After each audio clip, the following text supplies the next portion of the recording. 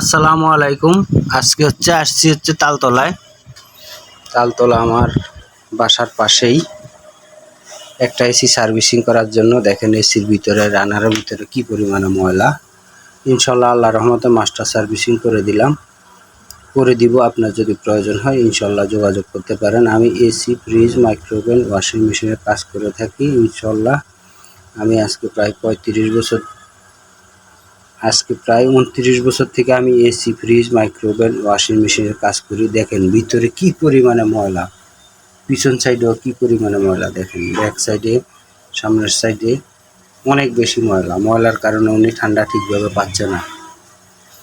তো ইনশাল্লাহ 100% master servicing করে দিব। আপনার যদি দরকার হয় ইনশাল্লাহ যোগাযোগ করতে পারেন।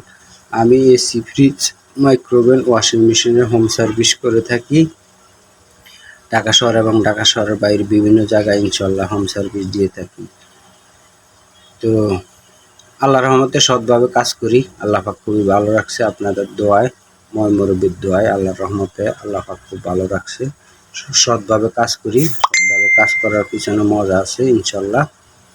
আমার জন্য সবাই দোয়া করবেন, আমি সবার জন্য দোয়া করি। আর টেকনিশিয়ান ভাই টুকিটাকি সমস্যার জন্য যারা পড়েন ইনশাল্লাহ ফোন দিবেন বিভিন্ন প্রয়োজনে। আশা করি যতটুকু সম্ভব চেষ্টা করব যে আপনার সমস্যাটা সমাধান করে দেওয়ার জন্য। তো 100% মাস্টার সার্ভিসিং করে দিব ইনশাল্লাহ আল্লাহর রহমতে। এই হচ্ছে আমি প্রথমবার ওয়াশ করা হয়েছে, দ্বিতীয়বার ওয়াশ করব ইনশাল্লাহ।